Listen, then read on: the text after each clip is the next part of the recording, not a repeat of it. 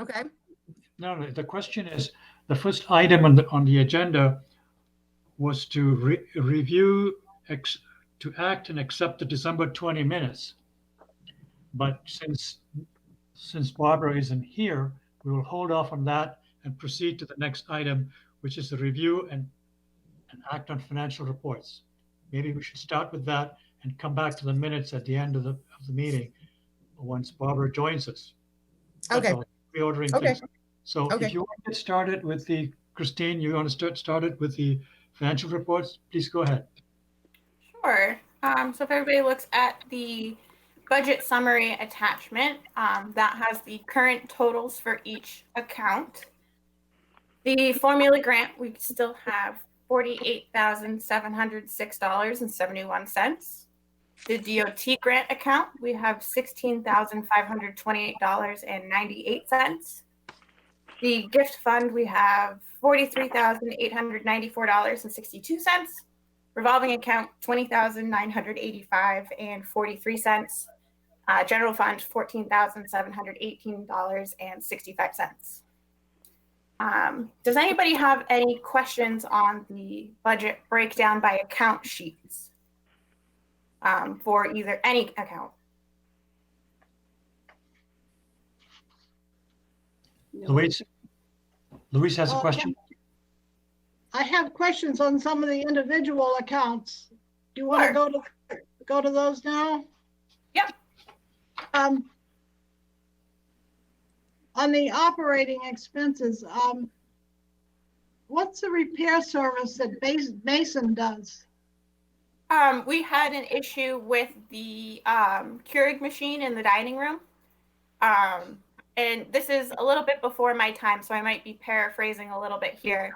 But I guess it was an agreement with WB Mason that we would take a used Keurig machine, refurbished, not used, for the dining room, and then it would be replaced with a new machine at a later date. So that was to swap out the machines. Oh, okay. I didn't realize that we had gotten a refurbished machine. Also, on the formula grant, everything listed pretty much is the Northeast IT.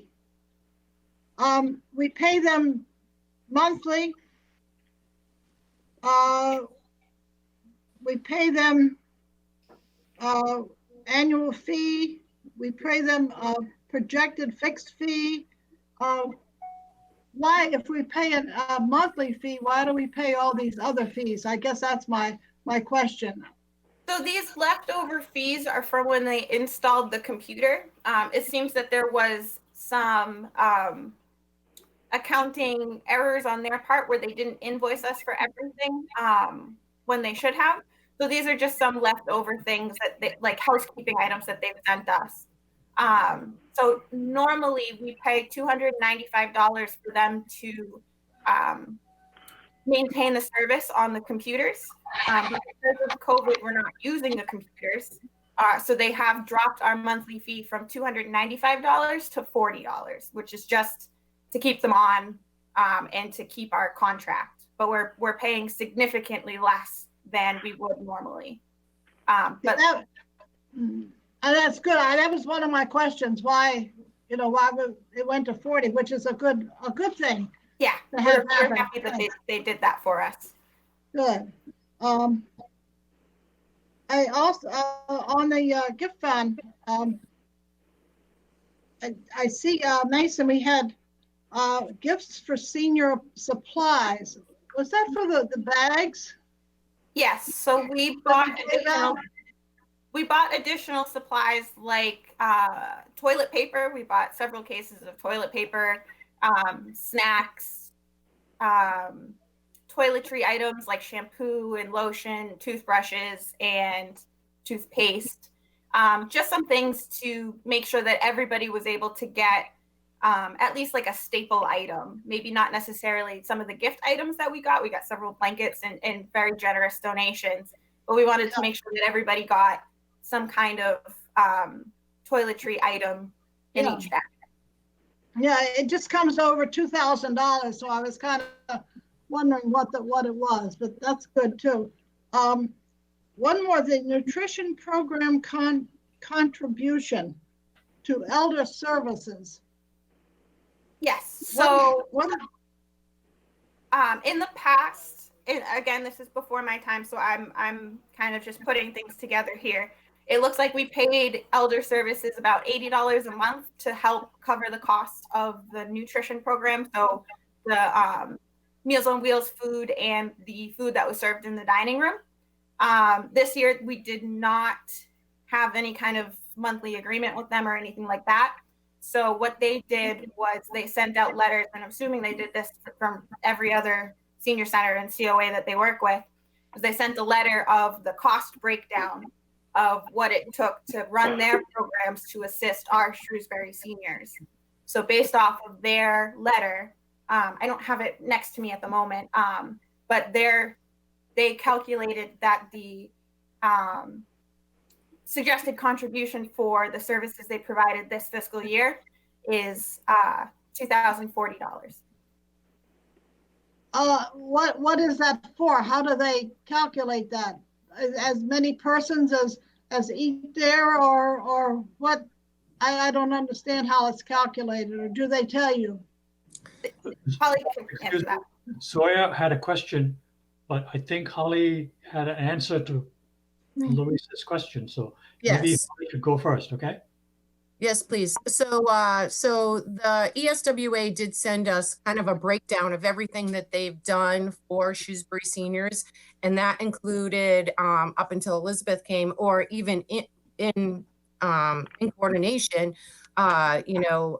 outreach services, protective services. So even more, it went beyond the nutrition program that they were offering. So any calls that we forwarded to elder services. So if it was if somebody needed care, like I said, financial insecurities or protective services or long-term care services. So they did break it down individually, and we'd be happy to share that letter with you.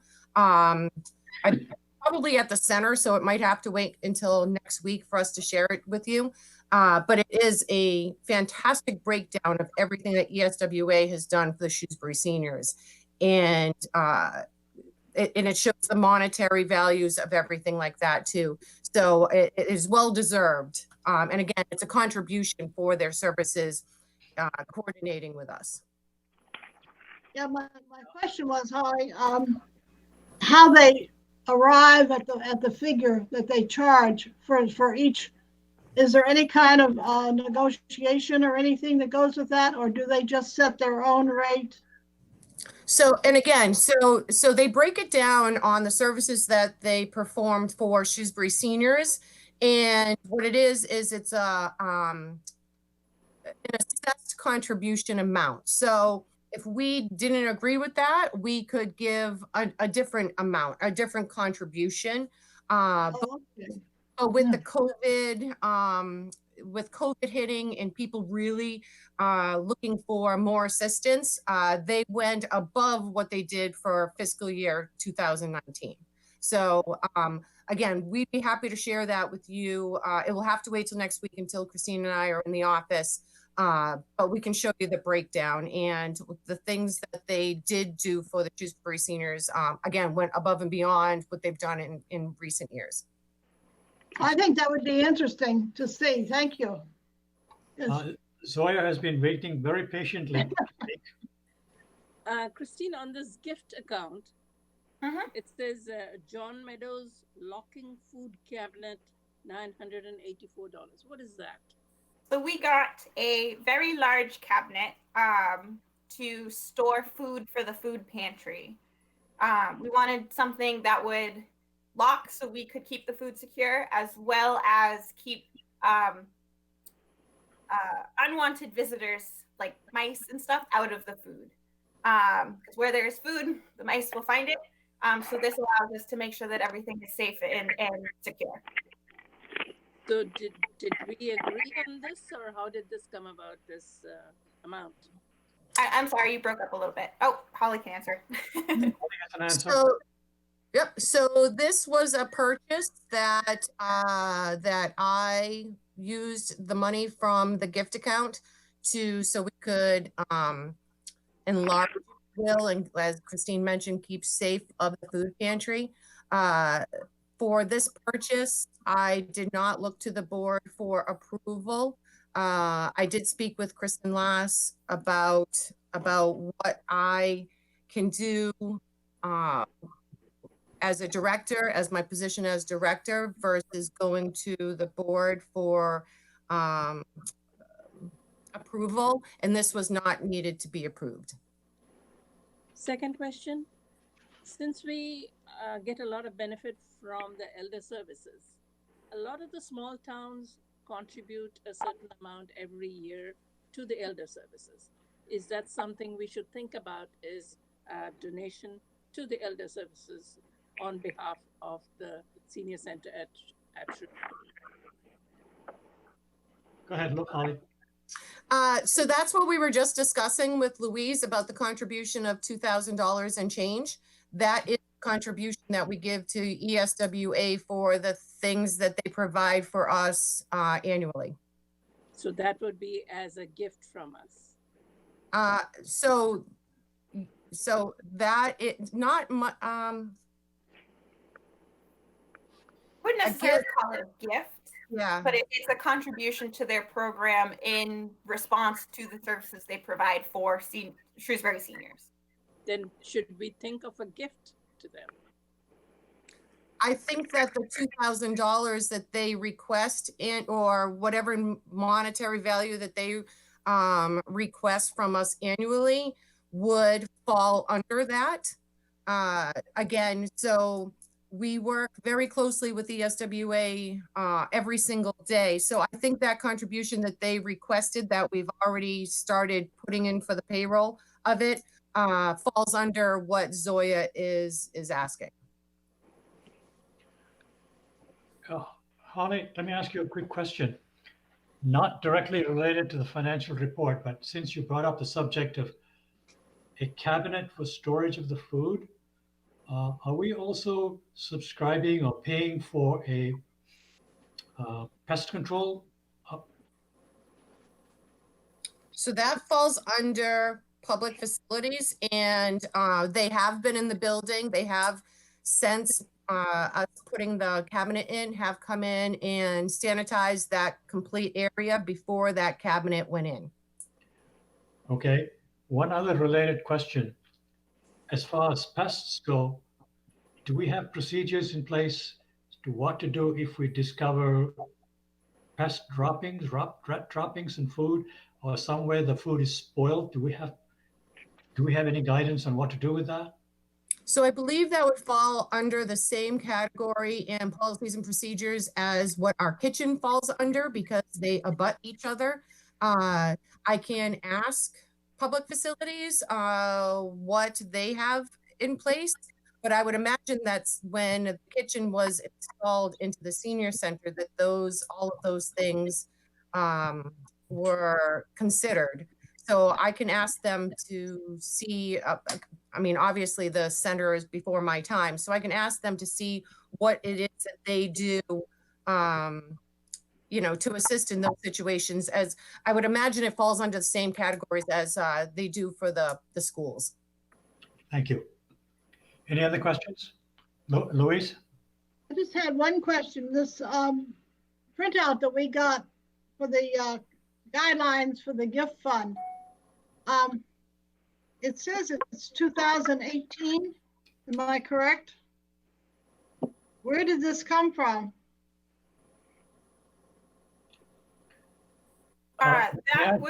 May I step in for a minute? I remember board meetings from several years ago when we asked them to generate this document. This may be from that, because I remember asking that question at one board meeting where I said, where are the guidelines for developing? And then Sharon, or whoever it was, said that we have to develop one, and this may be it. Go ahead, Christine. I was just going to say they're from a past board meeting. So Holly and I had met earlier this month with Mary Thompson, the town accountant, just to go over the accounts and kind of chit chat and ask questions and stuff like that. So that's where we got this document from. And then we're going to talk about this later in the meeting, so I don't want to spend too much time on it. But we just thought that in a post-COVID world, some of our intentions might have changed. And we wanted to kind of revisit and reassess the guidelines that were from 2018. Louise, another question. Yeah, this is just a draft. Are we going to, or should we go through it and then make it a permanent kind of thing? Or what would you suggest? Do we wait till after COVID is over, or what would you suggest? Holly? What I would like to do, and I did send out an email having requesting that the board take a look at this, is I feel as though that this can be revised as needed. So what I would suggest is we take a look at it, revise it in COVID world, as Christine said, and then when we come out of it, we kind of change it again. I think we just have. I think we are allowed to change these as our needs arise, and right now, clearly, so I just want to step back for just a second. So a few minutes ago, Louise mentioned something about, like, you know, that we spent $2,000 from the gift fund for the gifts for seniors. And one of the reasons why I felt that we could do that is because we're not offering other things right now at the center. And the gifts for seniors really, you know, was that uplifting little unexpected gift that people were not expecting, and our phones are still ringing, thanking us for that. So what I would like to do, and when we found this from Mary Thompson, is to take a look at it sooner rather than later, so maybe the next time we meet in February, we can actually vote on a final version for the current status of the senior center / COA. I think that's the best way to go about it. And then we can look at it every quarterly, you know, annually, whatever it is that we have to do. But I was very happy to finally have something in writing to prior to my arrival in Shrewsbury. So I say we revise it to what our needs are now, if there are even needs for revisions. So that's where I'm looking to the board for your recommendations. Louise? As I remember that discussion, Shashi, our intent was to have the monies in the gift fund in 4 different sections.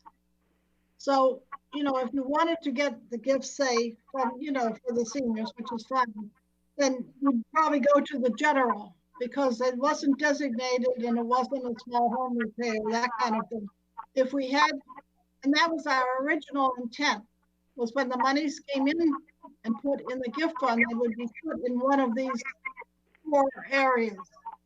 And that way it kind of designated, or helped us designate from where we took the money.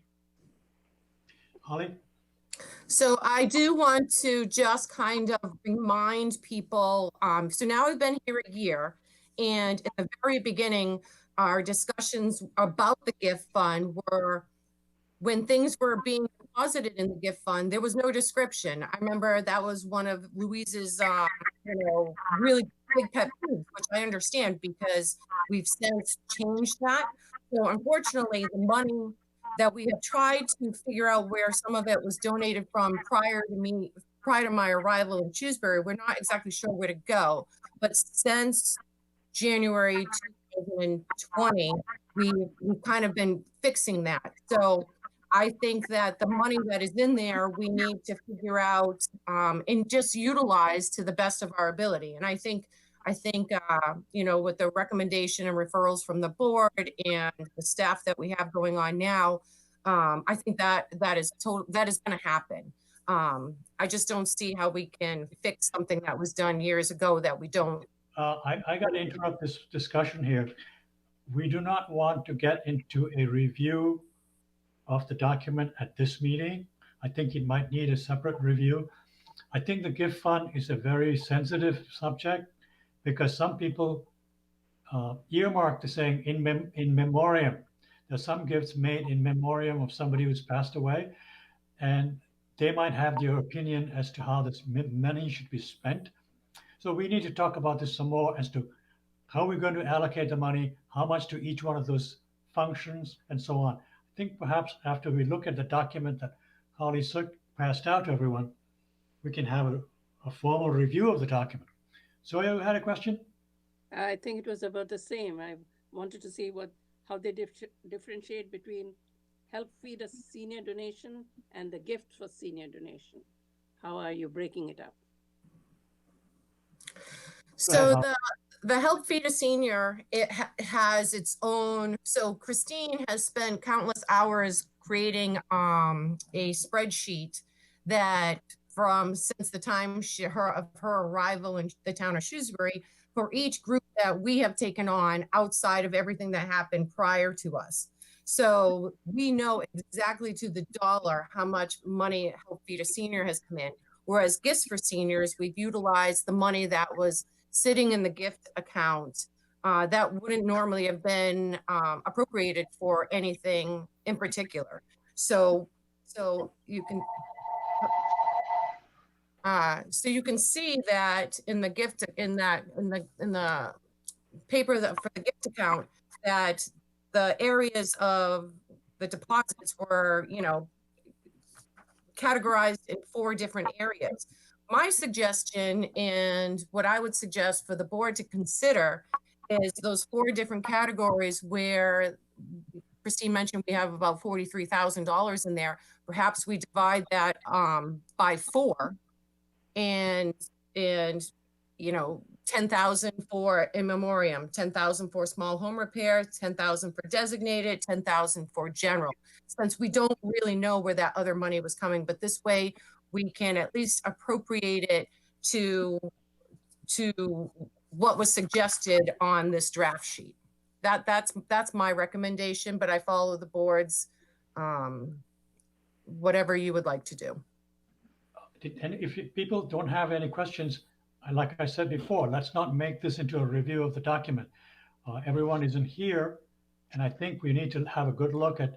I'm personally reluctant to put hard and fast boundaries between the different categories, primarily because there may be a crisis where you may need to spend more on one category than on the other, and we cannot simply say, oh no, we can't do that because the money allocated to that category is all been spent, because we have money in some other category. So there are issues to be worked out.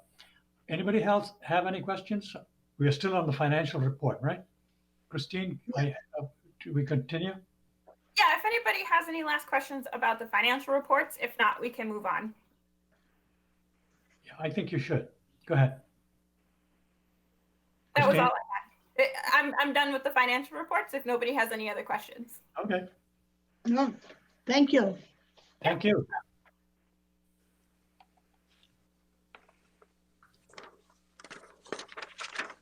Good fun for our grant. I think we're ready to move on to the director's report. Did we pass the minutes of the last meeting? We did not, and we're waiting for Barbara to show up Okay. because Louise has some questions. So I'm gonna start with Elizabeth to give an update on the outreach. Hi. So just as a synopsis for outreach right now, some of the programs we're currently working on and are running right now. So the first one is the Pen Pal program, which I know I discussed last meeting, but we have 5 residents officially signed up and involved in this. It's ongoing now for, I think, 2 weeks, which is really exciting. The feedback we've heard from the residents has been really unbelievable, which is exciting to hear. If you know anyone that you think would be a good fit, please let me know. We're always looking for more. And the students over at Sherwood are having a really fun time with it too, as their teacher has said. So that's exciting. 2 other projects we're trying to work that have an intergenerational focus. There's a student shovel program. So I've yesterday actually just had a meeting with the service learning department over at the high school. And so we're going to work to get hopefully the word out about that in the next few newsletters. And if we're not able to have some inclement weather the rest of the season, which I'm sure we will, we're definitely going to have this be something that we're going to uproot in September to get kind of the ball rolling for next winter. So I'm really excited that the high school and the learning department over there has been so collaborative with me for this. Another program we're going to try and get up and running in Shrewsbury is called Yahoo, which is Young Adults Helping Out Others. It's actually a program that the Sterling COA offers and is offered for, I don't know, like 15, 20 years, a very, very long time. And so I was talking again with the learning department people over at the high school about how we could kind of begin to coordinate that. And the biggest program that Yahoo kind of endures is spring and fall cleanups. And so again, it's getting, kids from grade 7 to grade 12 into the community, helping seniors in need with, basic lawn care services, cleanup needs, things like that. And how Sterling does it is they offer 4 or 5 dates in the spring, 4 or 5 dates in the fall. And so the sign up process would, fall a lot on the COA, which, I would love to do. So we're in the works about that. Hopefully we can get that up and running for the spring. They weren't able to in Sterling last spring due to, the stay-at-home orders, but they did have some opportunities in the fall. So, basing it off their protocols and their guidelines, I think would be helpful. So I've been in contact with Sterling quite a bit. The next thing that we're kind of looking into are, it's a shared streets grant. They have a winter and summer program grant that basically offers a wide variety of services within the grant. So some things that, Holly and I have been looking into that we would like to, apply and ideally utilize this grant for is offering in the winter some free sand salt mixture in buckets that we can provide to our residents. I know that the DPW has, a large pile that residents can go and access, but I don't know how many residents really are accessing or even know about that. So getting that word out, I think would be important. Along with, for the summer grant, you can access, better signage for our seniors. We really want to encourage them getting outside, being active, especially during COVID when there isn't much to do. So increasing signs, looking into getting coverings for different, bus stops or common areas, benches, things like that, as well as improving some of our backyard spaces. So that's kind of what those grants would look into. So we're in the works of applying for those. The winter one closes at the end of this month and the summer grant closes at the end of next month. So we're really kind of trying to see if we can complete the application in a meaningful amount of time and really get that in. So those are kind of my big areas of focus right now. Does anyone have questions? Yeah, no, I'm Jim Antaro. I have a question. Absolutely. I was wondering if Elizabeth would be writing a short article for the newsletter each month to let people know, just what was going on. Yeah, I would be happy to. I'd be very interested in seeing something in writing. Yeah, sure. Thank you. No problem. One of the things I just want to mention that in February, Elizabeth is going to be doing 2 outreach forums, virtual outreach forums open to the public. So if anybody had any questions on anything, she would be able to, give some answers, or if anybody had suggestions, she would be working with many. I will say since Elizabeth's come on to the team, many seniors have already reached out to her with ideas that she's working with. So we look forward to seeing how those progress. Yes, and the information for those, Norma, will also be in the newsletter. Louise? Yes. Has there been anything more done with your proposal for the 501c3? So we actually, I don't know, Holly, this probably isn't the right time to bring this up, but we were thinking about, a lot of the funds that we wanted, ideally to use if we were able to establish a 501c would be for a lot of services that could fit into the different categories listed in the grant or in the gift account, So we wanted to, pass that along to the board. I don't know if this is the right time or if we should wait till later on.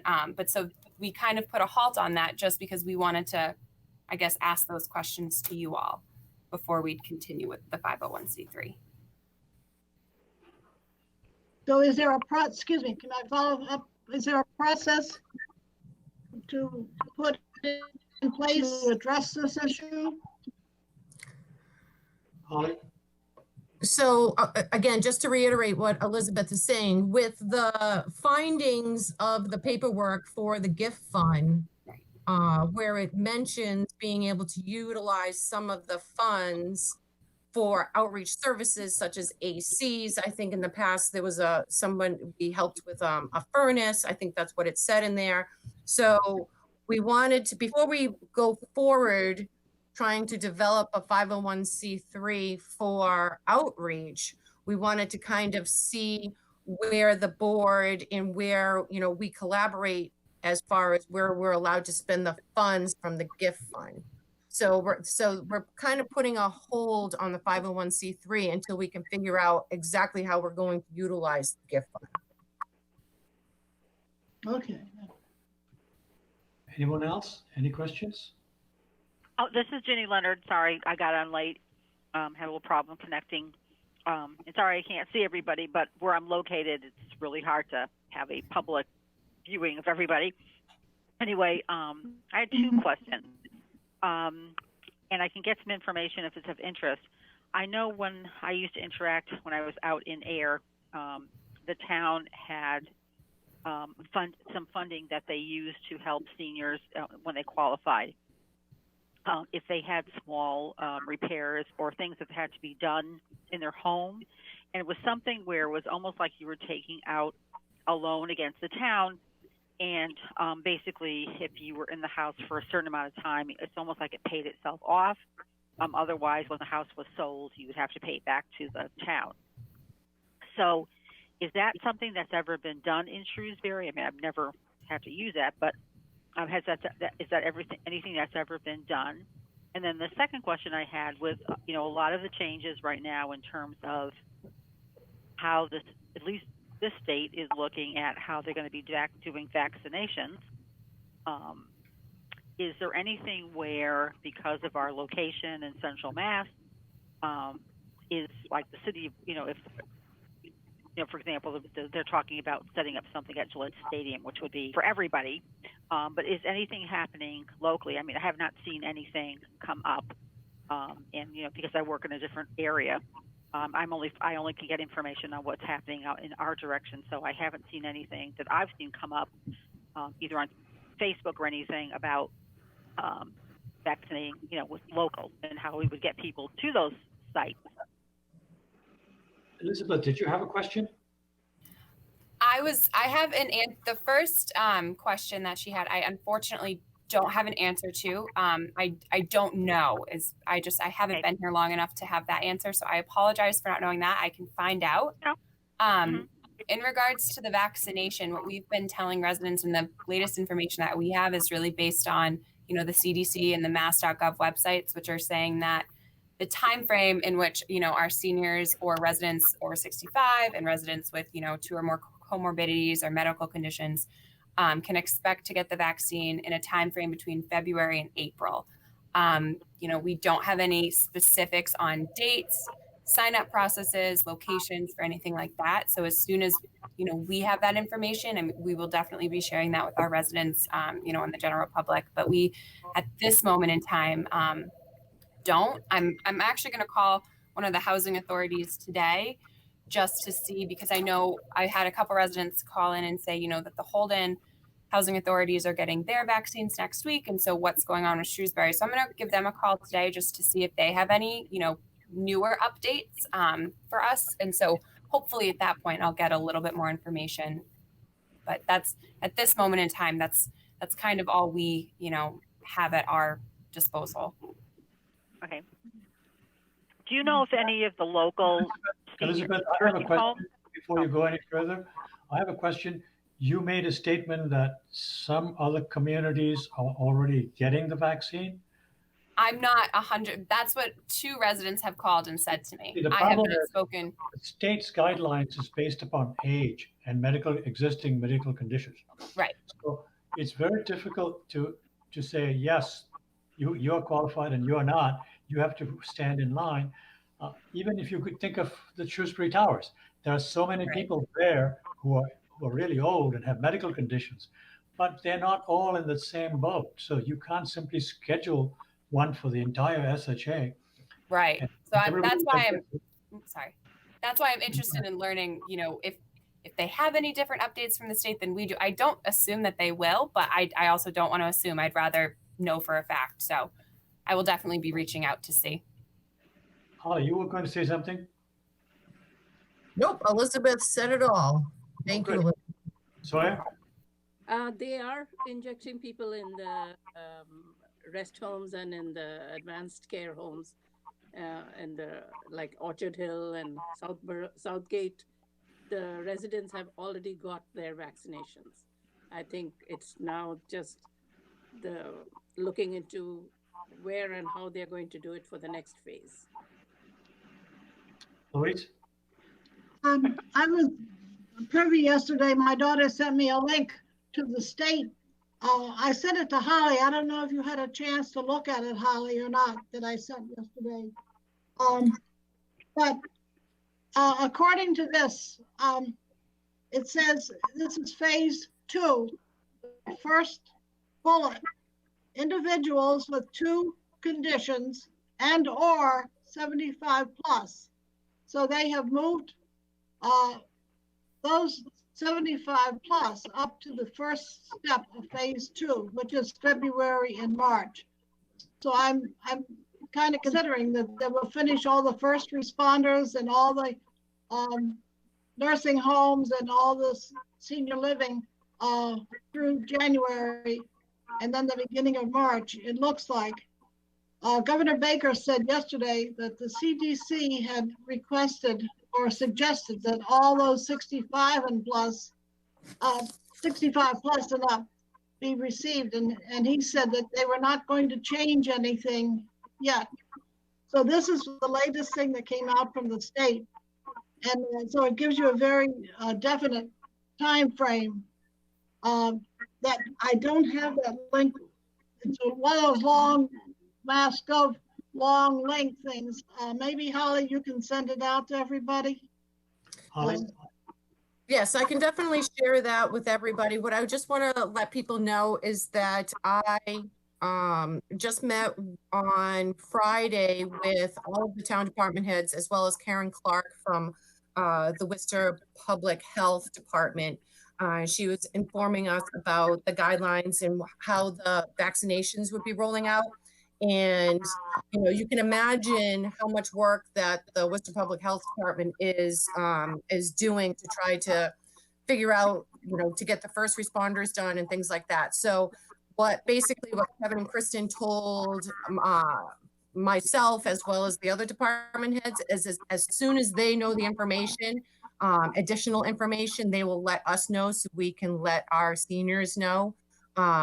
So every day it changes. So I promise you that as soon as I get that information, we will share it quickly and efficiently with all of the seniors. Any other questions? Holly, you have more things on your report? That I do. So let's see. Thank you, Elizabeth, for your update. That was great.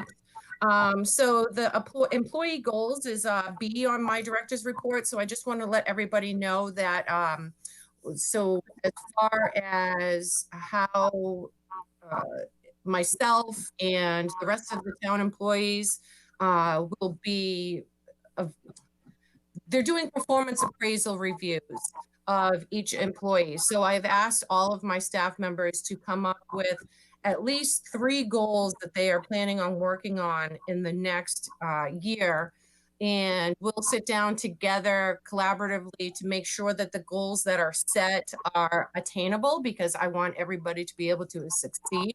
So this will take place of the steps that used to happen. So people would get an increase in their salary based on their steps. They're no longer doing that. So again, it is on performance appraisals. So I just wanted to let the board aware that I'll be working with the rest of my team going forward to, so that, again, so they can have attainable goals going forward. Does anyone have any questions on that? No? I don't Okay, think great. there So, so C is nutrition and meals. So we just wanted to kind of give an update on that. So, Christine, can you just remind me how much money is in that will be created from the Feed a Senior? Yes, sorry, I don't have that up.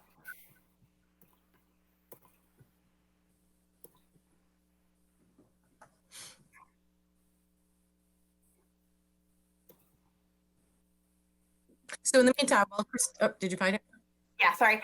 So we received total contributions of $6,575. I can give you an updated total later on, because we did receive several invoices, so I don't want to give you a total and then pay stuff and it's all gone. Right. So, so we have, as you all know, purchased frozen meals from Heart to Home Meals that we've been giving out weekly to those that inquire about them.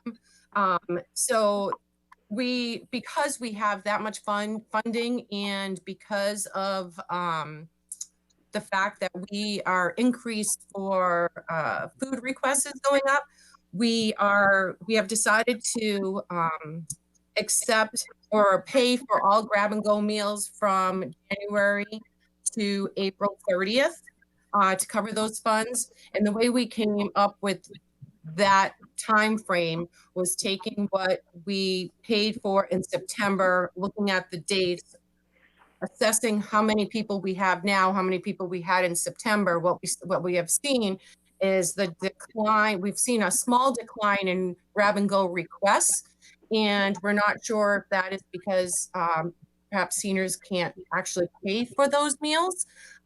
So we want to make sure that those that need the meals are getting the meals. Something I tell the staff all the time is, if we eat 3 meals a day, I want the seniors to eat 3 meals a day. So that's how we came up with the time frame of offering those grab and go services. Does anybody have any questions on that? is not. Okay.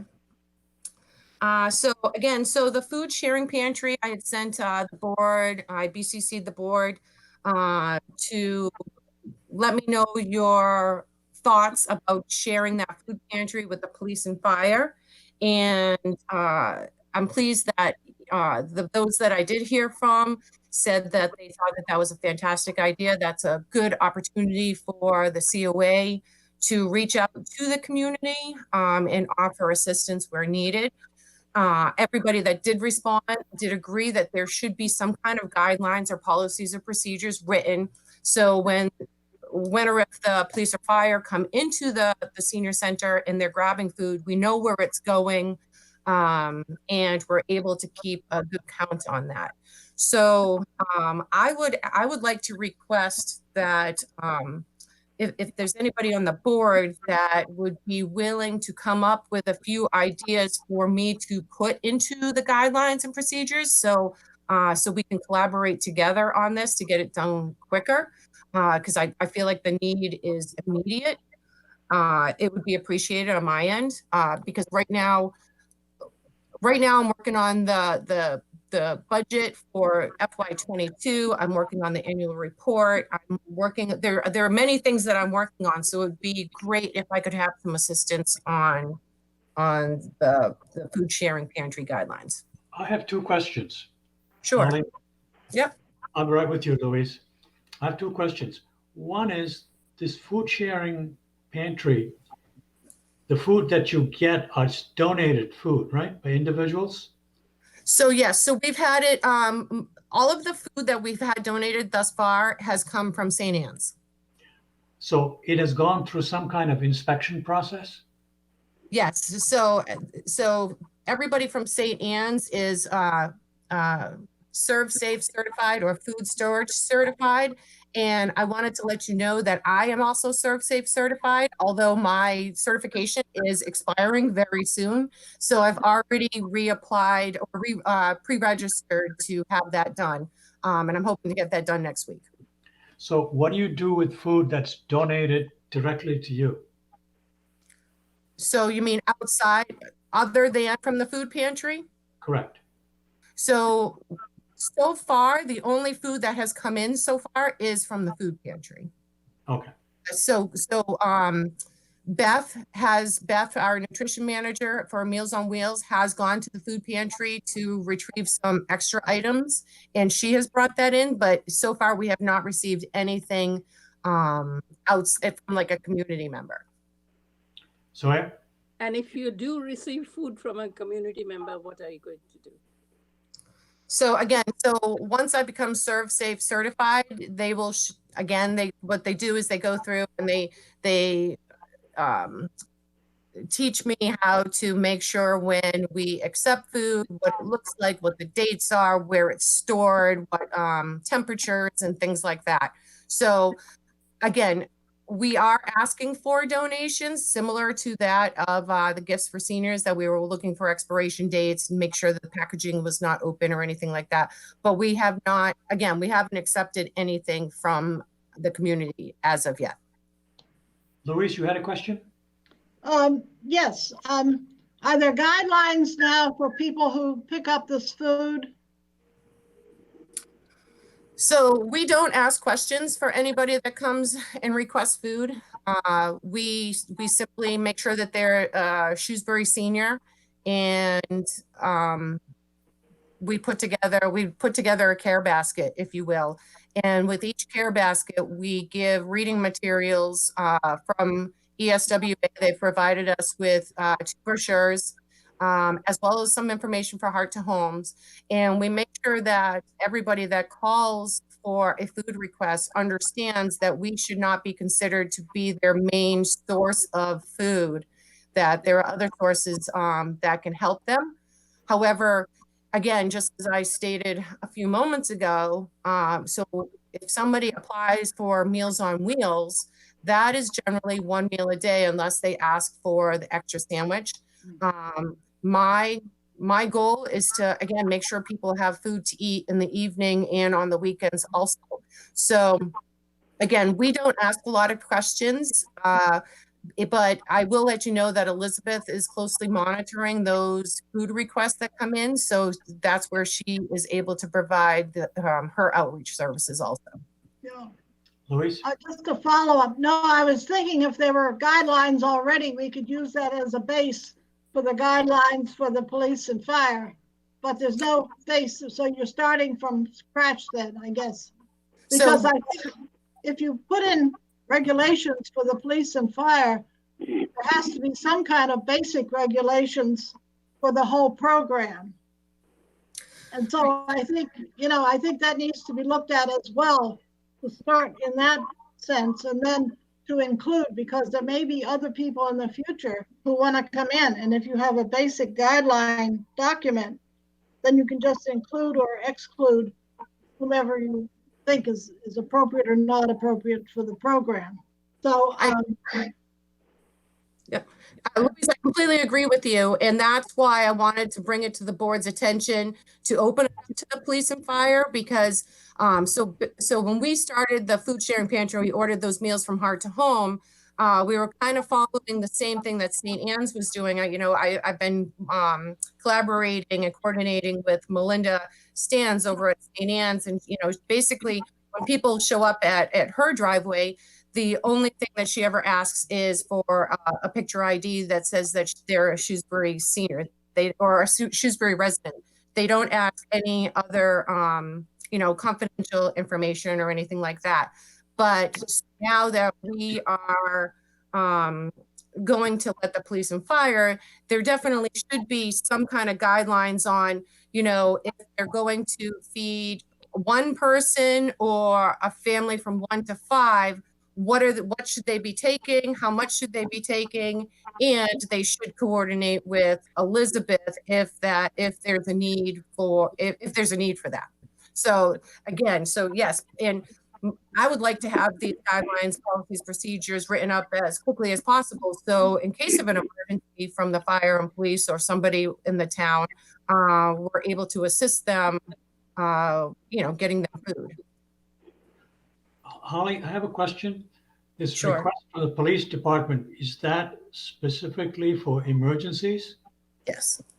So It would be so if somebody had a house fire and they were displaced or had to go somewhere else, or whatever they consider an emergency. I'm not exactly sure, but I'm sure I've spoken with a couple of the officers over there and a couple of the chiefs, and they are really happy that this is an opportunity that will be given to them.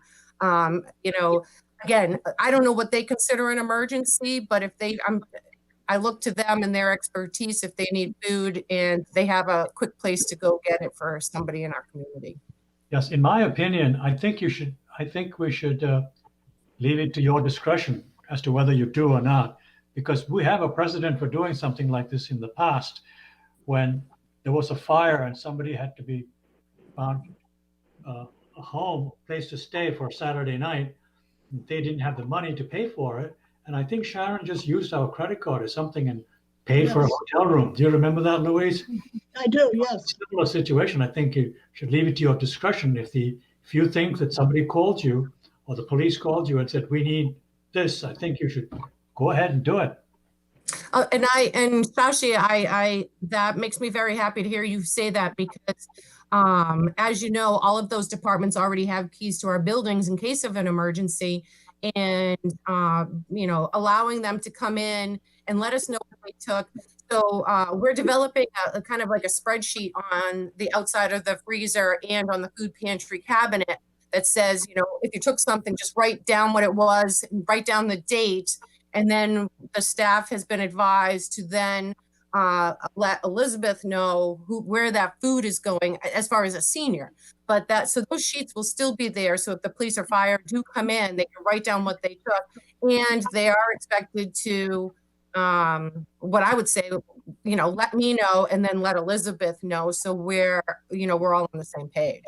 So I don't want to make it so hard that they won't want to utilize the food pantry, because I want to be able to keep stocking it as much as food as we have. So I feel like that there should be something that we tell them, some kind of guidelines. Shashi, I see Zoya's hand. I'm sorry? Are we going to allow the storage for them to store things as well, or only take things? No, I would say we'd only allow them to take things. Okay. I have one other question. Norma Gimentaro speaking. I have a question. Go ahead, Norma. Is there any way the people that receive for the farmers market, that receive those $25 booklets to spend at the farmers market, is there any way to find out who they are and whether those people that obviously needed some assistance during that time could use anything from the food pantry? Go ahead, Lily. Yes. So one of the things, and I've said this 1,000 times, is the My Senior Center software allows us to store all of that information into it, so we can go back and retrieve it, so we can reach out to those people. So Norma, great question. The answer is yes. So we do have all of that information and are able to reach out to different people. And I will let you know that some of those people that, did request farmers market are the people that are utilizing and have requested the grab and goes and things like that. So again, we're hoping that by paying for the grab and goes for the next few months, that will just increase awareness of our services too, because I think that one of the best things that happen is, word of mouth. Have you reached out to those people? So some of those people have already reached out to us, and we have created a spreadsheet that does include some of those people. Some of those people have requested not be contacted, that they don't need or don't want any other assistance. But yes, we're working on that. And again, keep in mind that the food sharing pantry has only really been up and running for about a month. So it's all a work in progress. right? Because I would like to see seniors that could really, use that food going to them. Okay. Yep, great. One quick question before we leave this topic. Is somebody checking the food? I mean, I understand that the food you get from St. Anne's has been inspected and so on, but the FDA publishes a recall list, and that recall list is updated almost every week or so some of the stuff, occasionally it might be helpful to go visit that website and see if we're getting any of that has somehow gotten through is what my concern is. Sure. So the freezer food that we have, we ordered on one particular date, and that is all organized. And what Christine and I have figured or have planned is that when we go and when the need comes for us to reorder food, it's kind of like what they do at the supermarket, right? They put the newest stuff in the back, and then they move the oldest stuff to the front. So we'll do it from top to bottom. So we'll move it like that. And as far as the other food that comes through, again, having Beth, our nutrition manager there, she is also ServSafe qualified, certified. So she has been assisting us with the food pantry, the shelving part of it all too. So we are aware of the FDA regulations, and that's why I'm also going to go get recertified again. But we do have Beth that is certified, that is assisting with us. So I just want to let people know that. Any other questions? Actually, I have one quick question.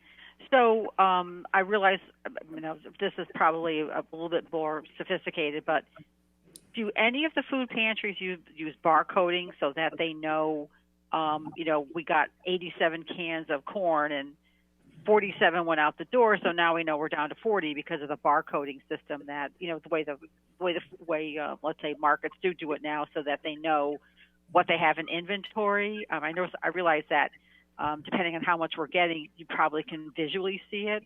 But as you said, if the fire department comes in over the weekend and suddenly wiped you out, not on purpose, but they needed a bunch of stuff to bring. How easy is it, for you with your staff right now, with other things to do, just to take a visual check and say, oh my God, we need 10 more cans of corn or something. So, what goes, or know what goes out the most. Sure. So again, so it being only a month in, right now we just have a paper inventory where we've asked the staff if they take something to give to somebody, just to write it down. And that's how we'll proceed for now with the fire and police. So to date, Melinda from St. Anne's has given us macaroni and cheese and I believe fruit cocktail, cans of fruit cocktail. And Beth has given us some all over the place items from the food pantry also, and things that she has collected from them. So right now we don't have a large inventory. So if they came and wiped us out, they would wipe us out. But that's where we're trying to build this, especially now through COVID, because maybe once COVID goes away, we won't need the food pantry to be stocked as much as we did before. So all a work in progress. As the barcode is a good idea. I'm sure there's probably an app for that. So I think as it grows, I think that our steps to maintain it will grow too. The only problem with that is finding the people to put those stickers on each one of those cans so they can be counted. It's a lot of work. I mean, I do it automatically, but I don't think we are set up to do that. I agree. And one of the things Melinda from St. Anne's has basically said to me is she never knows what she's going to get as a donation too, because it comes from the Worcester Food Bank and sometimes she gets it from other places. So the other thing that what you'll see in the February newsletter that I'm putting together is, we've had so many wonderful community members ask how they can donate. So I'm putting a blurb in there about how to donate, and that we're also accepting gift card donations in increments of $10 to $25, so that if we don't have the food to give out to people, at least we would have the gift cards to give them, to at least get them by for a little while. So, and I also wanted to let you know that in conjunction with that, I'm also meeting with, and I think I mentioned this last month, Representative Hannah Kane and Beth Cassavant, Board of Selectmen, Kristen Lotz, St. Anne's, as well as a few others, to look at food insecurity in the town of Shrewsbury. And we're trying to come up with avenues to reach those that are at home and isolated, those that don't speak English and need food. So there is a small subcommittee of us that are working towards those things. And as we progress and come up with different ideas, I will certainly let the board know. We've only had one meeting and a couple of emails so far, so I don't have a whole lot to report, but that's what we are doing. The one thing to realize, Virginia, is that the food pantry gets its food from donations and from salvage from the supermarkets. So you get a box of food from the food bank. It says canned goods. Good luck. Mm-hmm. So you can't have anything in that box so long as it's canned goods. And they say dry goods could be pasta, could be cereal, could be all kinds of stuff. That's dry goods. You never know until you open the box. What's in it. Yeah. Mm-hmm. So, and I think at one point the food bank was actually teaching people, having food pantries conducting classes on nutrition, so that they can make the best use of the food that's donated. So you go into, you get this, and maybe you want to talk to them and find out recipes and stuff you can do with what you get. Anyway, that's down the road. Anybody has any other questions? So Holly, thank you very much for due diligence that you have done. I appreciate it. It looks like you did a lot of work and did all the right things. Anybody have any questions? So I have a question, a question on a different area, but I think probably important because I've gotten some feedback from people that live in other communities. So we're doing a lot, and especially now having someone that is out for the community and outreach to deal with health issues and food issues, but do we support, or is it just the town that would work with individuals who may be, worried about being evicted? Is that something that we've gotten involved with, or that is something that the city gets involved with? How are we handling those kinds of problems? So if I may, so I actually in the last couple of weeks, and Elizabeth, feel free to jump in. I have received a few phone calls from people like lawyers and things like that, looking for assistance, information on how to help some of the people that are either need to leave their home and go into a nursing home or an assisted living, or people that can't afford their rent anymore. So basically, I'm not certified in that. So I have sent all of those inquiries over to Elder Services of Worcester because they have people that work with that, as well as SMOC in Framingham. Elizabeth, I don't know if you have anything you wanna include in that. You're on mute. I was just going to say the same thing, that typically I haven't had a ton of calls come in from residents regarding, eviction notices and things like that. But the two places that I have, for the very few that I have gotten calls from, have been Community Legal Aid and Elder Services. So those are the two that I've been referring most to as well. Well, that's good. I mean, it's nice that there is a mechanism, at least to transfer calls to the appropriate entity, because I think that helps people in terms of stress and health too. So I would like to just mention that, each time a phone call or a phone inquiry, phone request comes through the senior center, everybody has, the most updated senior edition by their desk. And every month I keep that same column of important phone numbers there. So, people have them like quick at their fingertips. They're on our website. So we are letting people know we're guiding people to the right sources to get this information. And then we also always say to them, if for some reason somebody's not returning your call on a timely basis, because we know that seniors get really nervous about those things. And actually not even just seniors, I get nervous about things and I like to have things completed on a timely basis and I like my answers quick.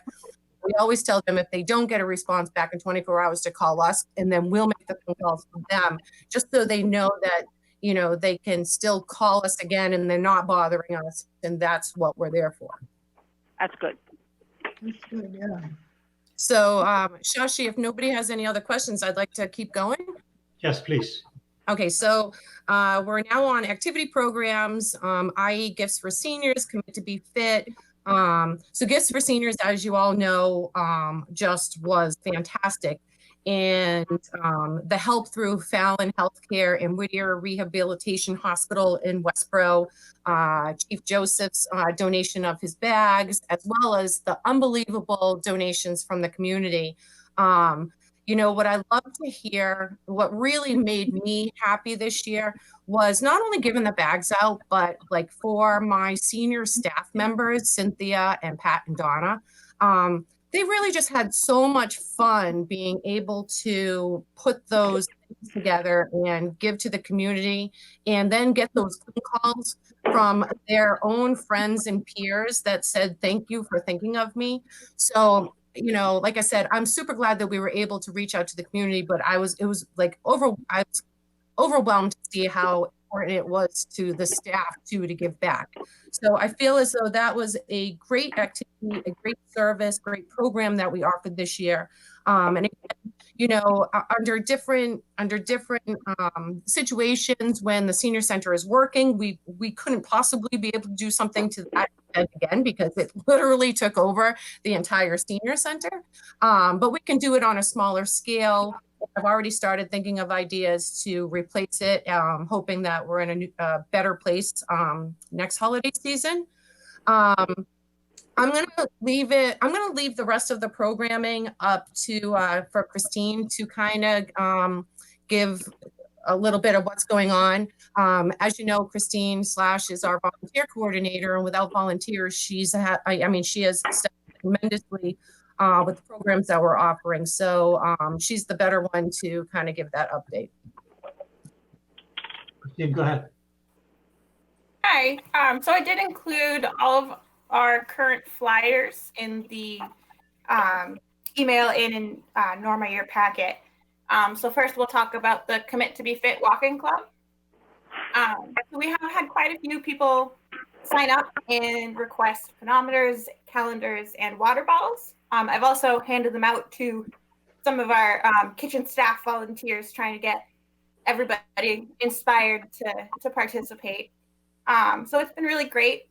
I got my first set of steps reported back. So I'm giving everybody a little bit more time. There were some people that signed up a little bit later than others, but I do have the steps recorded and I will post them on our Commit to Be Fit website later today. Christine, can you just mention too that there are rewards or prizes for those that participate? Yes, so we have two kind of sets of prizes. So the first one is for whoever does the most steps over the course. The Commit to Be Fit Walking Club goes from January to April. But we also recognize that some people aren't necessarily as mobile as others. So we also offer prizes for whoever reports their steps the most consistently. So even if you can only do 100 to 500 steps a day, as long as you're recording those steps every day, you're still eligible for a prize. So we want to reward everybody for their hard work and really keep everybody motivated to get moving and to stay active, especially with the colder weather coming up. Some people are able to go walking outside. They have cleared areas that they're able to go enjoy the fresh air. Others maybe are more confined to their house. Those steps still count. So just walking around anywhere will get you moving. Does anybody have questions about the Commit to Be Fit, or any of the board members want to sign up?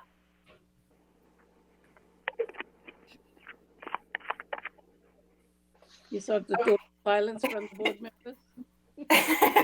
Crickets. I see. It's okay. Next flyer is for our food pantry. Just gives a little bit of information here, but we've already talked at length about this, so I don't want to spend too much more time on it. So our third flyer is for the intergenerational pen pal program, which, as Elizabeth stated before, has been going really, really well. So if anybody else, I know it's already started, but I'm sure if anybody else would like to sign up for that as well, board members or anybody that watches this once it's posted on the public access channel, feel free to give us a call and we'll certainly get you in the program. The more the merrier. And I just want to mention that if people need the materials to participate in the pen pal program, stamps, letters, paper, envelopes, we are supplying those to people and we're delivering those to the houses just so people are aware that, we have those for everybody. Go ahead. And the last flyer is our Valentine's for seniors. We're really excited about this. It's been kind of fun to set up and try to think our way through. So the Senior Center will be delivering Valentine's Day goodie bags to local seniors on February 12th in the spirit of Valentine's Day.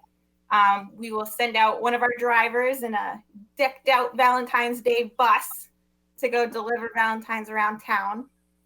If you or anyone who watches this would like to send, it's free Valentines. You can call the Senior Center, give us their name, address, and phone number. And we'll even take a special message to write on the Valentine, and we'll deliver them around town. We just ask that any requests are in to us by February 9th. That gives us enough time to make sure we put everything together and coordinate the route for the bus driver. So we bought some chocolate kisses to give out, as well as some sugar-free candy. So if you know your recipient has any dietary restrictions or diabetic, we have sugar-free options available. But it's just something to, like gifts for seniors, just raise everybody's spirits a little bit, give them a little goodie bag. So we're really excited about that. Any questions? Terrific. No, sounds like a lot of fun. Terrific job. So the other thing I would like to mention that you'll see in the February newsletter is Mark Serra, who's actually recording this, is doing cooking videos on the Media Communication channel. So I am sharing that information in the senior edition. So if there are seniors that want to record themselves cooking something, that it can, I do recall, I believe he said that a pet peeve is that he likes the video done in landscape. So landscape will be your phone this way, not this way. And it doesn't have to be a perfect video, and you can give the instructions on the ingredients, paper ingredients and everything like that. And if you just get all the information and send it over to him, he'll put the video together so it looks all put together and looks nice and doing what he does. So that information will be in the senior edition for February. I just want to let people know. I myself have tried 3 different times to do a video, and each time I don't know what happens. I forget to put in an ingredient, or a child walks into the room. So I'm still working on mine, but that's a little fun thing. I think that's all we have as far as programming goes right now. I had a question. Holly, since you're talking about videos, I was just wondering, is there a mechanism? Do we have any way of sharing the video that Zoya sent out, the doctor talking about vaccines? Yep. So we actually did that yesterday. So what we are going to do from now on, whenever we send out a news flash, is we're going to begin each news flash from where the source comes from. So people will know whether it comes from the COA, MCOA, ESWA. So people are kind of aware that, whose program it is. So we did send out that news flash yesterday, which means when Christine sends out the news flash, it automatically goes to our website. And from there, those that take care of our social media over at the town hall will then grab that and also share it on Facebook and Twitter. So they are going out to different areas. Are there any legal ramifications for sharing something like that, not knowing who the actual owner is? Well, I believe that the video that Zoya shared with us yesterday, that was I believe he said he was a professor from the University of Christina. Yeah. Yeah, So but that's a question of ownership. video Who was- didn't get permission? That video was originally posted to CBS This Morning's Facebook page. So I shared it as an embedded video in our news flash. The town will share things kind of at their discretion on the town Facebook page. So I don't believe that Val shared that particular video, but any kind of more text-based items or flyers that we create are more likely to get posted on the town Facebook page. No, But that particular video, I'm not sure she would share. This video was on the Facebook. I saw it this morning. On the oh, I didn't see it yet. So that's good.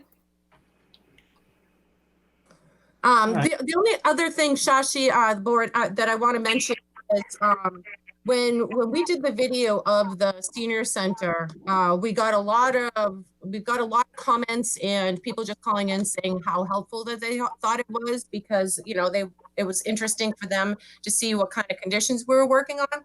So one of the things that we're going to do, I believe I have it for February 1st. We're going to do a video that is like a mock video of someone calling in to order transportation request.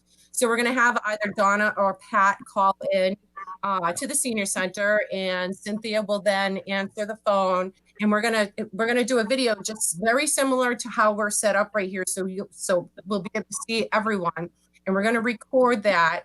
And then we're going to take some additional information, and I'm going to end up sending it to Mark so he can make a better video of it, because our transportation, I'm just going to go right into our transportation services, as you can imagine, are just going down. People don't want to leave their home right now. The news is super scary to watch, and people just aren't requesting it like they were. People are not going to work like they were.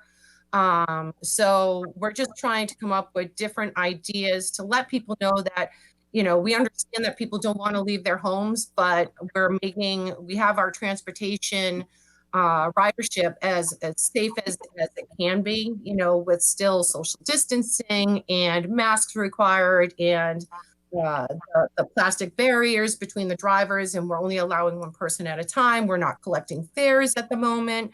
So what we decided to do was, because that's changing and because people are afraid of the unknown, which I completely understand, we're going to make that transportation video, and hopefully that will get out sometime in mid-February to share on media communication.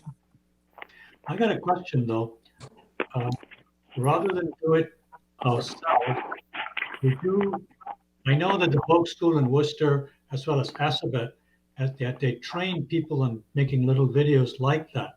Would it be advantageous to look into whether collaboration with them? I don't know that it's necessary at this moment. And the only other thing that I can think of is right now, because of everybody working remote, it is so hard to get people together at the same time.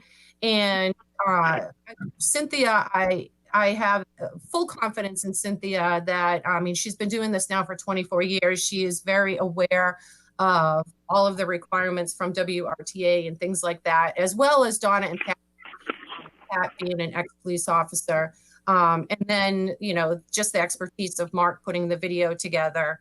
I think that I will definitely, if you would like, I can share it with the board before we go and put it out. I feel as though it is going to be helpful. Sure. So go ahead. Do we have any protocol for a disaster preparedness in case we have a problem over and above the COVID? I apologize. Interrupt. I'm There is a town. The town has something in place for disasters response. But the only thing that I know that we do is that the Meals on Wheels people usually send out, make sure that when we think there's going to be no meal delivery the next day, they usually send out, oftentimes when a really bad snowstorm is expected, they send something out extra to the Meals on Wheels recipients. Other than that, I think that we don't do much else. But the town has something in place, I believe. I Holly, what would do you think, say? I'm honestly not sure. I don't know to what extent, Zoya, your question is. I'm sure that the fire and police have avenues that they take if somebody has an emergency. I don't have anything at the Council on Aging, nor have I been asked from other departments. What I wanted to know is if the fire and department wanted to use our facility. So this is where, so many times I have gotten requests in the past couple of months from other departments to utilize the senior center for either interviews for the police station or fire department trainings or DPW trainings. And, you know, so I work with them.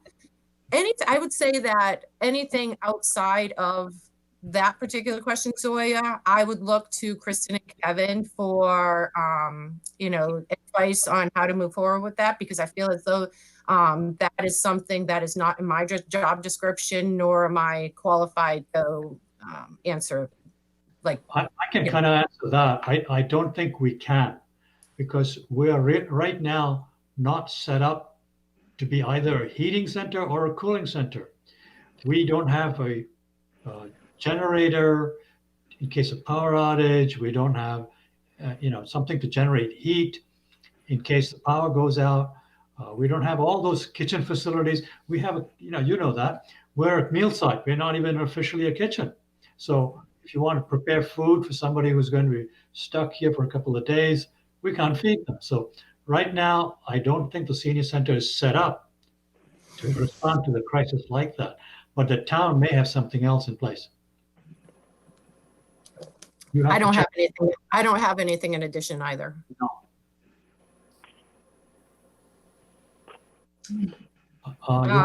Your next item, grants. So just really quickly, so what I've asked is basically for all of my staff members, team members to look around for grants. That it would be nice if each person found at least one a year for us to apply. I'm not expecting them to be accepted or to even go through, but I am trying to offer the staff more opportunities to find financial assistance for our department. I recently mentioned, I believe it was last month, that Cynthia assisted me in writing. Actually, I want to say she did 3/4 of it in writing for the taxi delivery grant, which we will find out for February if we have received it. And what she told me was it was the first time in 24 years she's ever assisted in a grant, in writing in a grant. And so she was elated to be part of something like that. So I have asked all of the team members to look for them. Elizabeth, I laugh because Elizabeth has sent me like 5 already, and she's been with us for just over a month. And Christine all the time is sending me grants. So, you know, we're investigating grants right now. We're waiting on a response from one grant. And actually, yes. So now that I'm talking out loud and I can hear myself, there are new guidelines for the formula grant. So under the COVID, they have made it so we no longer have to spend the formula grant down to $0. If we have money left over at the end of the year, it can actually roll over and be included into the next year's formula grant. So if we are getting $79,000 and we only use 70, $9,000 will roll over. So then we'll have that, what is 86, or 88. So that is fantastic. The other thing is that I was speaking with EOEA yesterday, Elders Affairs, and they also mentioned that they are lifting the restrictions on what the formula grant can be used for.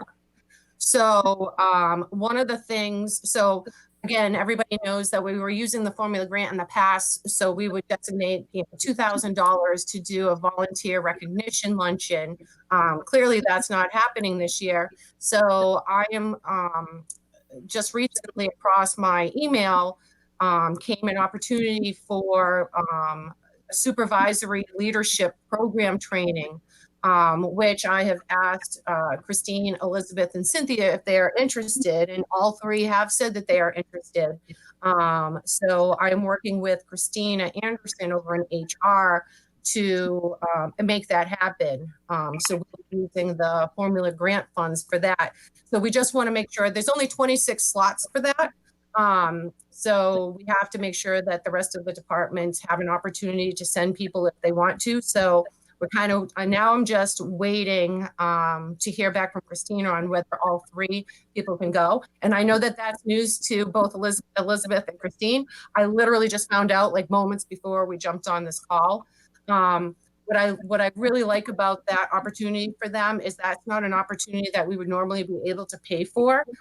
But I think anywhere where they can increase their abilities to be, a better worker, better staff member, better team member, better supervisor, is qualified. So I did want to let people know of the formula grant difference, because that's a big one. That's a big one.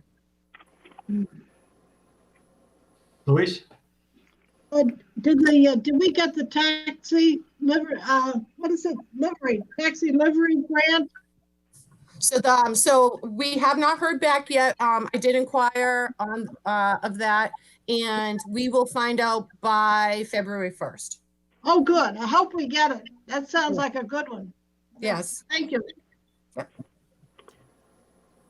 Just to digress a little bit, I was interested in your discussion about progress reviews before.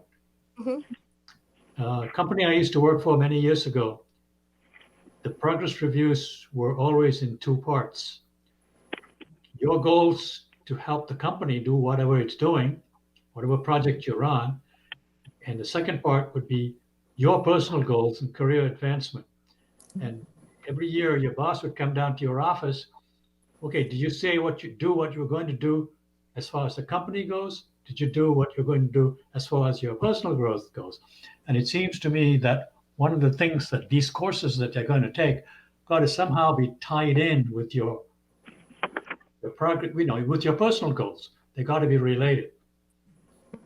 I just thought I'd throw that out, something for you to think about. So one of the things I do want to explain. So I'm going to use Cynthia for an example, because she's been with the town for 24 years. So one of the things that when I sat down with her for her to, start thinking of ideas of what her goals are going to be is first attainable. We don't want to set any of our staff team members up and not be able to attain their goals. The other thing I was trying to reiterate to Cynthia in particular is because she's been with the town for 24 years, you tend to fall into a routine or comfortability in how you go about doing things.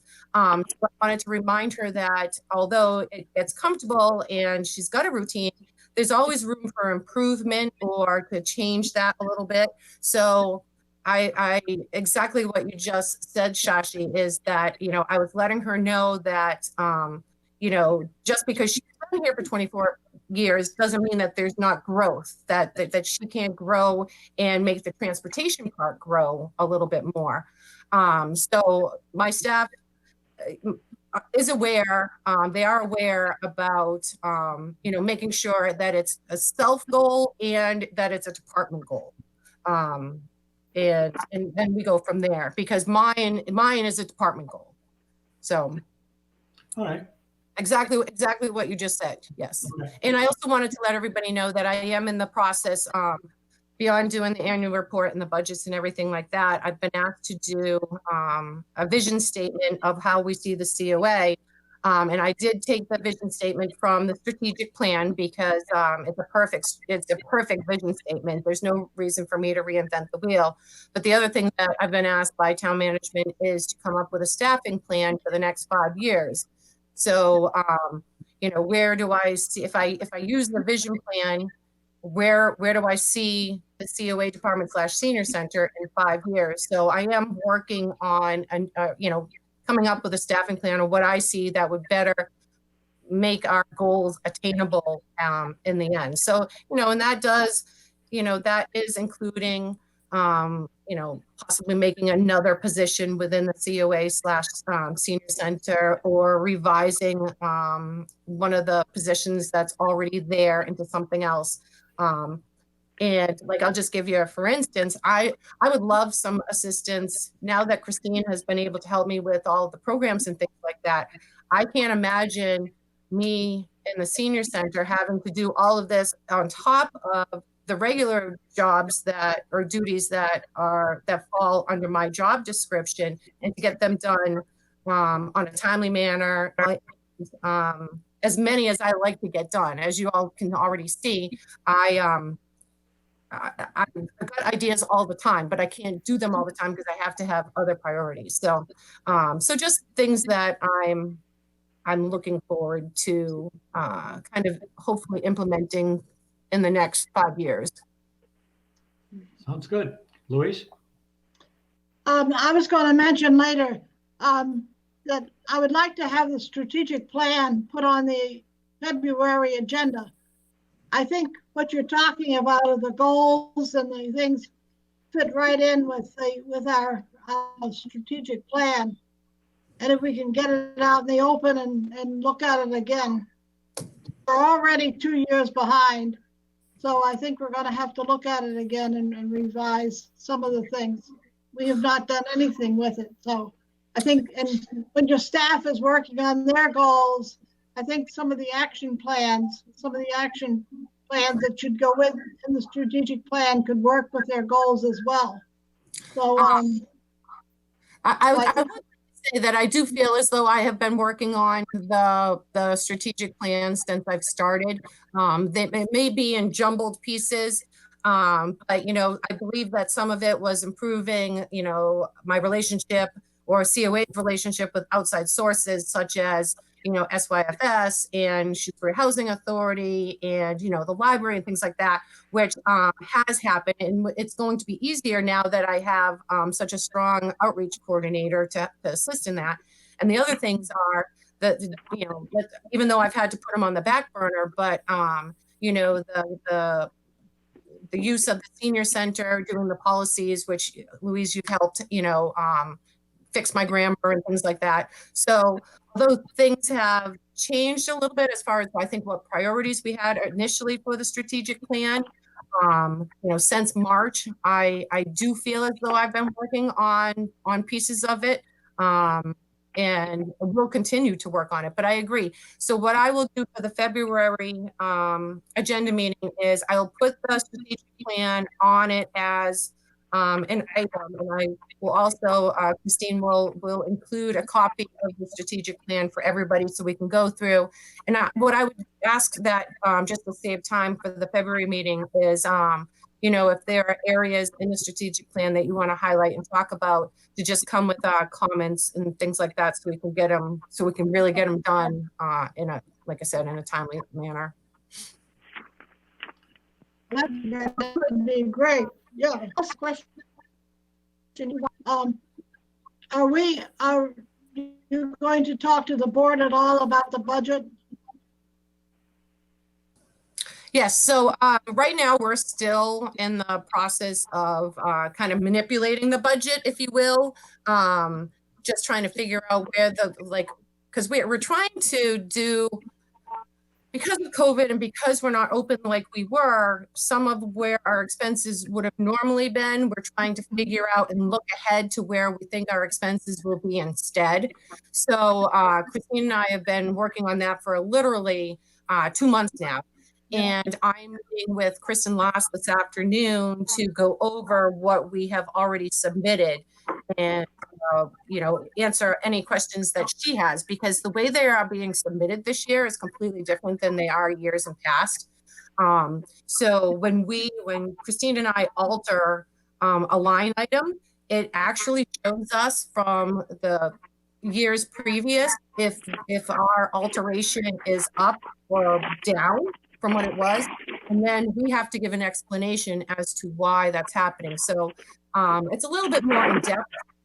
It's a little bit more in depth, but also a little easier, I think, than it was in the past. So it's all a learning experience for the whole entire town, and especially for Christine and I, because this is the first year that we've actually worked with this budget in particular. So yes, we will definitely share that with everybody once we get it all set.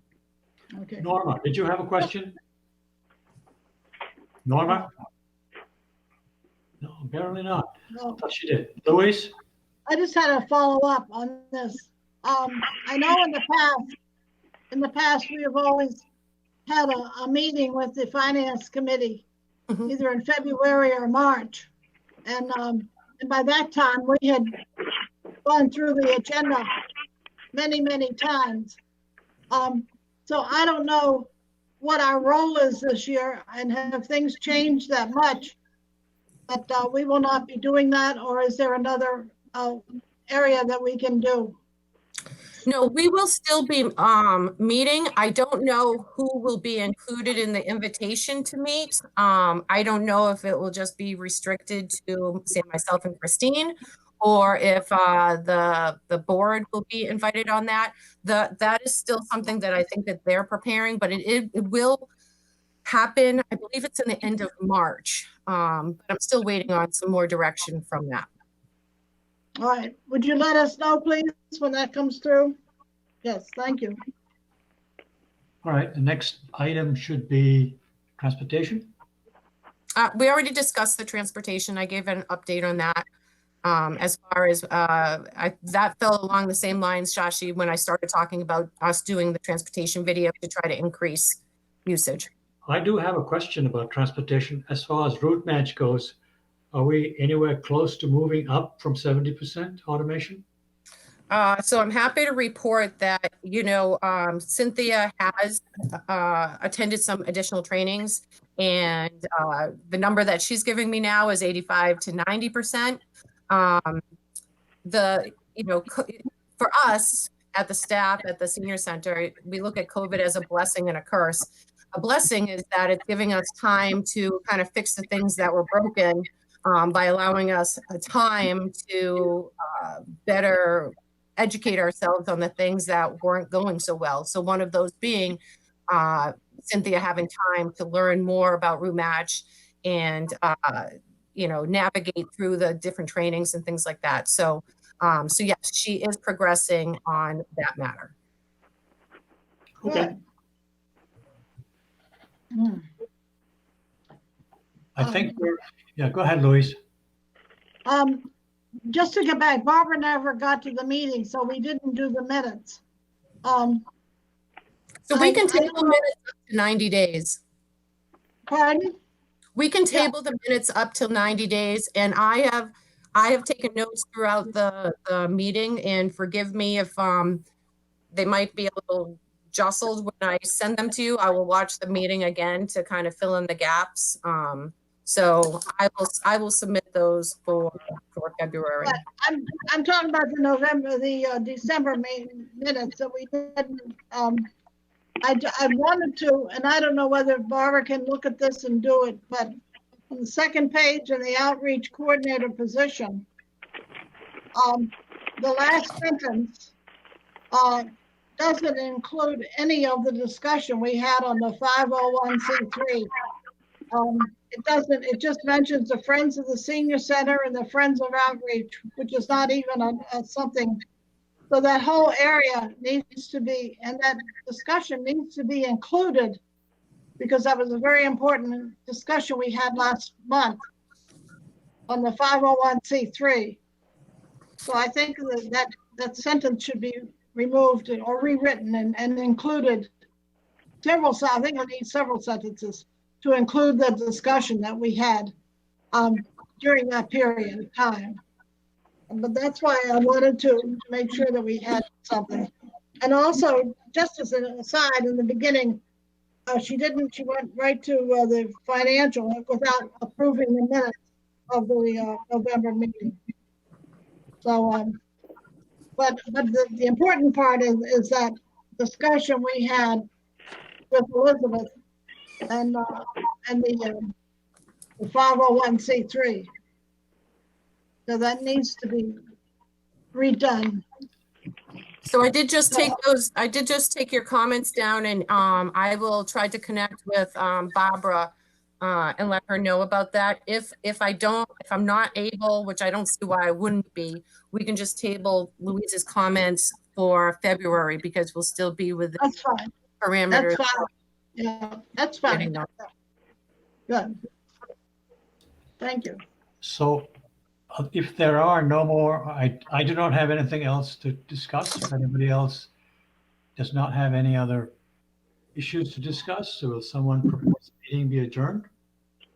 I propose the meeting being adjourned. And who's going to second it? Louis I second it? second it. I We'll second do a it. roll call vote. Louis? Yes. Norma? Norma, are you there? Oh, yeah. All set. Zoya? Yes. Betsy? Yes. Meeting is adjourned. Thank you, everybody. Thank you. Thank Thank you. So take Thank you care. for a good meeting, Holly. Bye now. Thank you. Bye-bye. Be safe.